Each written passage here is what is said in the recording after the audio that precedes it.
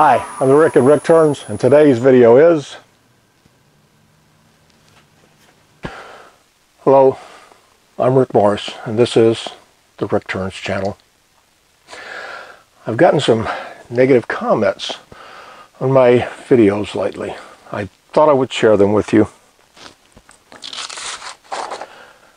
You buffoon. You are embarrassing wood turners everywhere. Foolish. Juvenile. You're not as funny as you think. And those are just the comments from my wife. So, from now on, Rick Turns is going to be a dignified wood turning channel. No more dumb jokes, no more silly video effects, no more crazy openings. Just a dignified wood turning channel from a very dignified wood turner. Let's get started on today's project.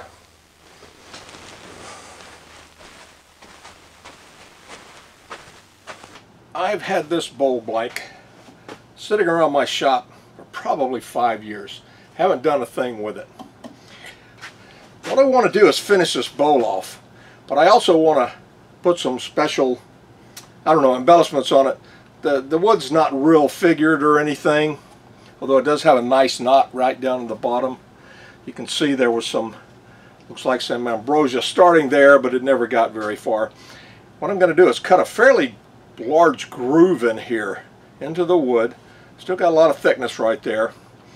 And I'm going to put black epoxy putty right into that groove right there. And then I'll turn it down again. Then I'm going to go back and peg it. So the first thing to do is turn a nice big groove for my epoxy putty.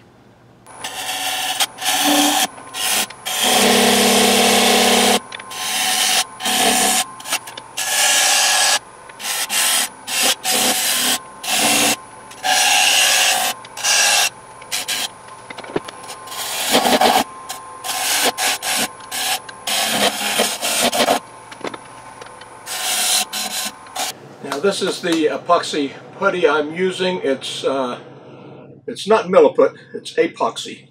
Pretty much the same thing, I think. I don't really know.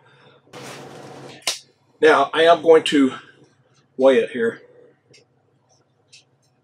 Okay, good. I'm set on grams.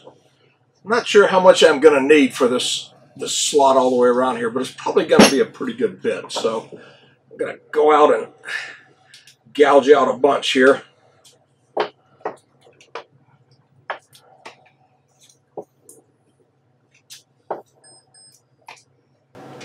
It's 25 grams. Stop at that point.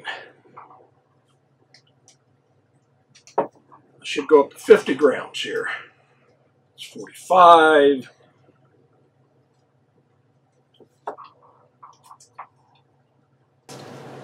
Off. Pull it back here. And this is just going to get kneaded together like this until it's evenly black. A big chunk like that might take a little while. I don't see any trace of gray left in here, so I think I've got it mixed all the way. And start pulling off clumps of it like this, rolling it.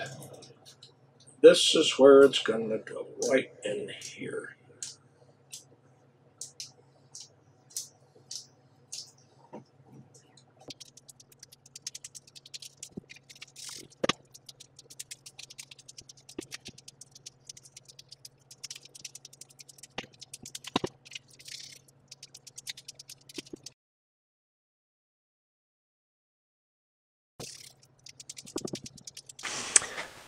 It's been about, well, a day and a half since I put the epoxy in here, and it is hard as a rock, which is what it's supposed to do. So now I'm going to turn this down. This is by no means going to be the final cleanup turning. I just want to level this out. Then I'm going to be putting in pegs. And after the pegs will come the final turning.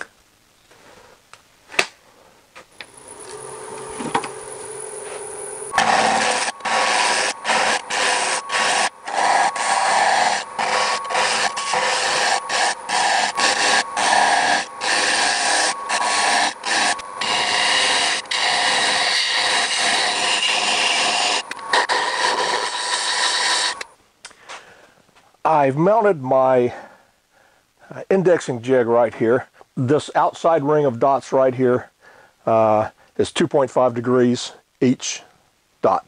So it gives me quite a bit of latitude, plus it's marked, as you can see, in degrees all the way around. Now I'm going to be using pretty small pegs, 5/16 of an inch. So I can actually put them pretty close together if I want to. Doesn't really matter where I put my platform here, as long as I'm consistent all the way around. And I'm going to be using a flat pencil with a tip like this, flat side down. So I'll be marking it like that. I'm at the 0 position, as I said, and so now I'm going to make a mark.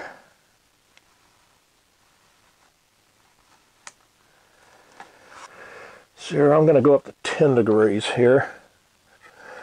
Obviously, however many degrees you want it to be evenly divisible into 360. Alright, this is at 10 degrees. And I'm going to make another mark right there.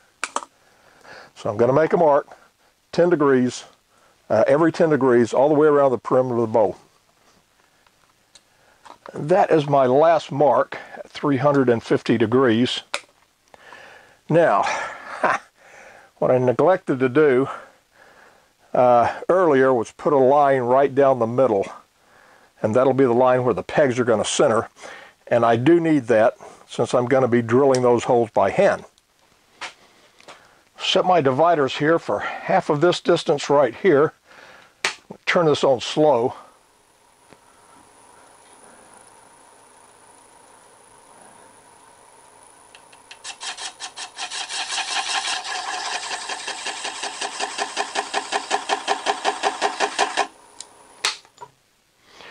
Alright, now I have my center mark all the way around.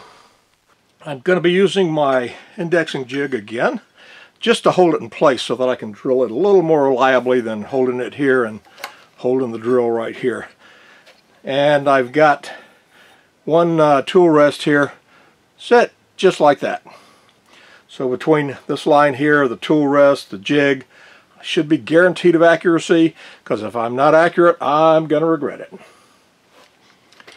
Now I got to drill, how many holes have I got?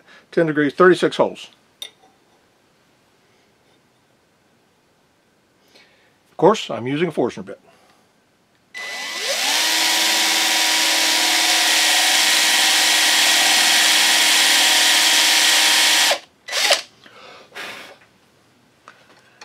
And you will note I could have done this without drawing marks. And that's very true. But it is, after all, safety measure.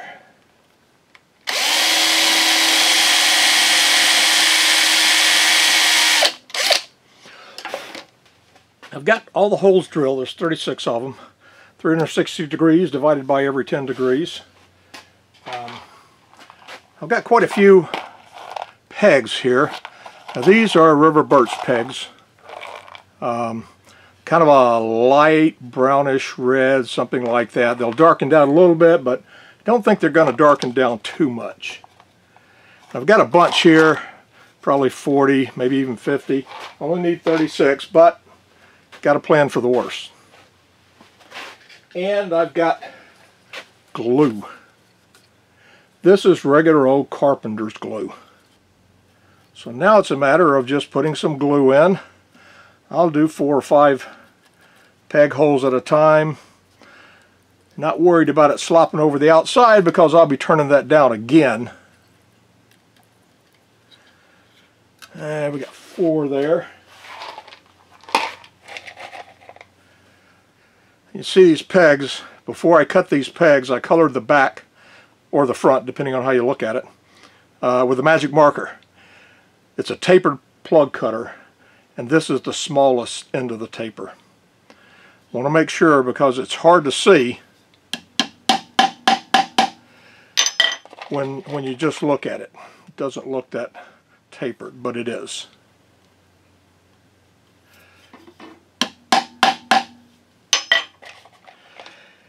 And if your drill bit is right, some 5/16 inch drill bits drill a little bit larger or a little bit smaller hole, and if your plug cutter is right, sometimes they'll cut a little smaller bit peg or a little larger bit of peg.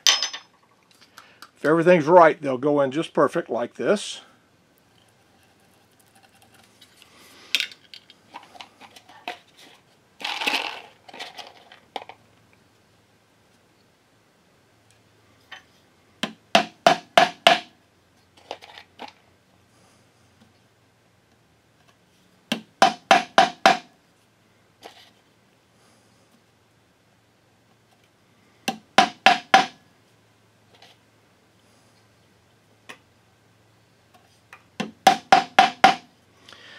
Okay, all the pegs are in.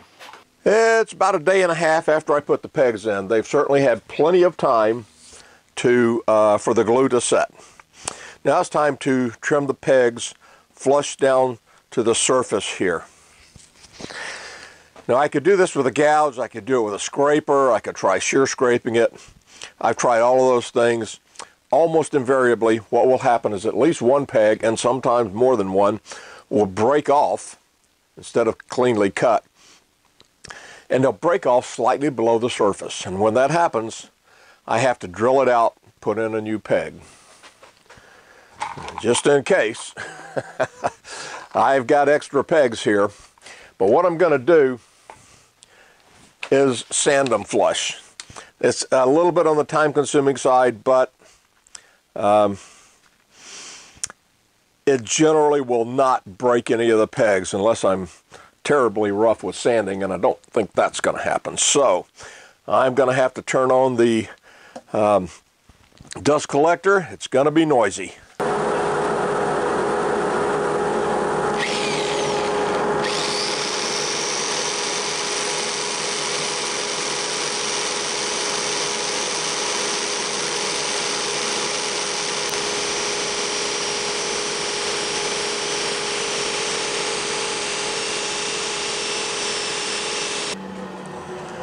All right, let me see, did I lose any pegs?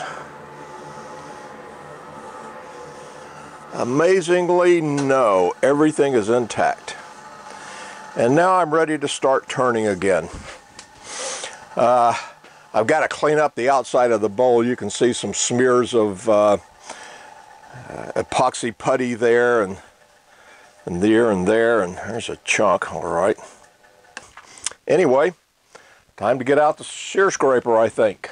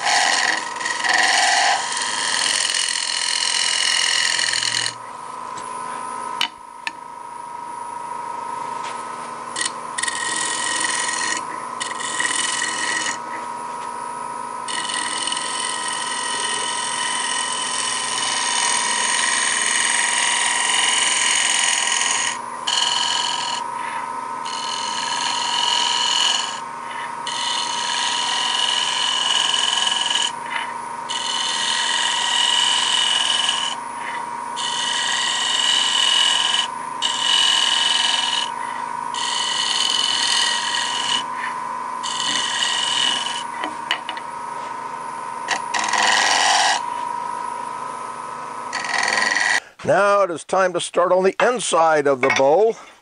Now, as I mentioned earlier, this bowl is still pretty thick, and that is deliberate.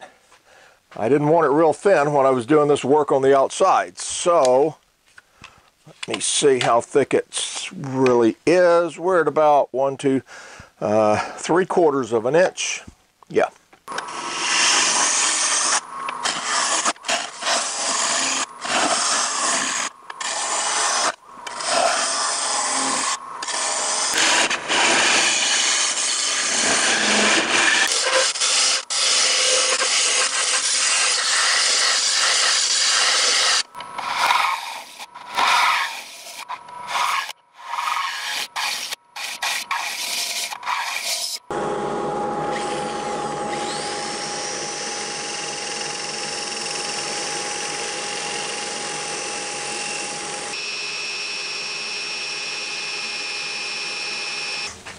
Sanding is all done, and now I'm going to put on some walnut oil.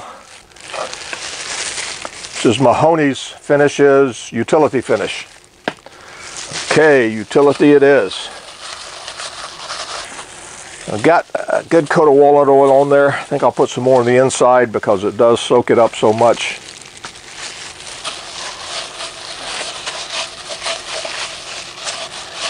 We are going to let this set for about an hour or two, come back, rub it, and then probably put on at least one more coat. But it's looking pretty good. I've got 2 coats of walnut oil finish on here now. Let's see, what do I need to get this off of there? And finish up the bottom. I've got my huge faceplate here, which is a piece of 3/4 inch plywood, flat, mounted to a 6-inch faceplate, metal. All right, I just want to clean this up.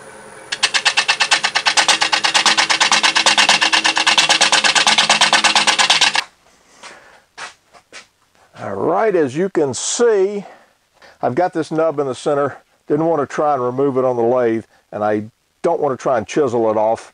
I found that doesn't work too well. So I'm just going to wear it away with some very coarse grit sandpaper.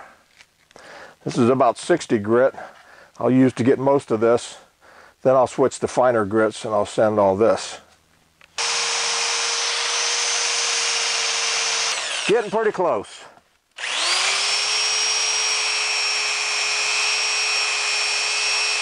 So overall, this bowl turned out pretty good. It's got a very flat finish. It's just 2 coats of walnut oil. It's got some nice figure on the interior. The accent around here from the Epoxy putty. Epoxy is the brand. Epoxy putty is what it actually is. It turned out quite nice. The river birch pegs that I put on here, as you can see, they're almost the same shade of wood as this, which I believe is maple. So in retrospect, I should have used a lighter color peg in there to make them stand out a little bit more. But you know, overall, it turned out really good. So please join me next time on Rick Turns, the Dignified Wood Turning channel from the Dignified Wood Turner. Thank you.